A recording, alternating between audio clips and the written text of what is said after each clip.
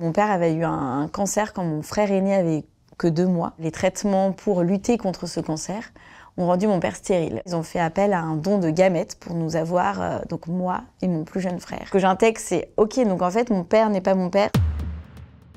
Nous sommes réunis avec mes frères dans la maison de ma mère. Elle dit assez simplement qu'elle a quelque chose à nous dire, que mon père avait eu un cancer quand mon frère aîné avait que 2 mois. Les traitements pour lutter contre ce cancer ont rendu mon père stérile. Ensuite, elle nous explique que comme ils voulaient avoir d'autres enfants, ils ont fait appel à un don de gamètes pour nous avoir, donc moi et mon plus jeune frère. Je ne savais même pas vraiment ce que c'était que le don de gamètes en fait. Donc je suis clairement dans un état de sidération. En fait, je sais pas trop comment, je ne sais pas du tout comment agir, comment réagir. Je me dédouble en fait avec celle que je suis, qui continue de vivre sa vie en mode pilote automatique. Et il y a la deuxième partie de moi qui, elle, sort. Ce que j'intègre, c'est ok, donc en fait, mon père n'est pas mon père. Très rapidement, par contre, je me rends compte qu'en fait, si, mon père est mon père, c'est juste que mon père n'est pas mon géniteur. J'ai eu une colère qui était dû au fait qu'on a institutionnalisé le mensonge, puisque ce don est anonyme et que j'ai aucune info et qu'on a sciemment caché tout un tas d'infos qui concernent ce géniteur. Il a fallu intégrer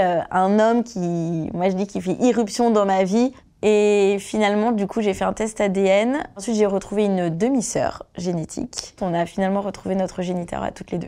Parler avec mon frère, c'était génial. Moi, du coup, j'étais hyper contente d'avoir mon frère avec lequel partager ça. On passait tous les deux par l'humour. On vient d'une branlette. On s'est retrouvés, on pensait à Dark Vador. Je suis ton père. En fait, j'ai vraiment pu un peu réatterrir à partir du moment où j'ai réussi à en parler à des gens extérieurs. Donc, ça a été des amis et ensuite l'association PM Anonyme, qui regroupe des gens conçus comme moi, ça m'a énormément aidé de voir que j'étais pas seule. Ma mère a mis du temps à nous le dire, tout simplement parce que moi je pense que c'est son histoire, son chemin. Notre conception s'inscrit clairement dans une époque où le don de sperme est tabou, l'infertilité est tabou. Se faire accompagner, c'est très important dans ce genre de situation, je pense.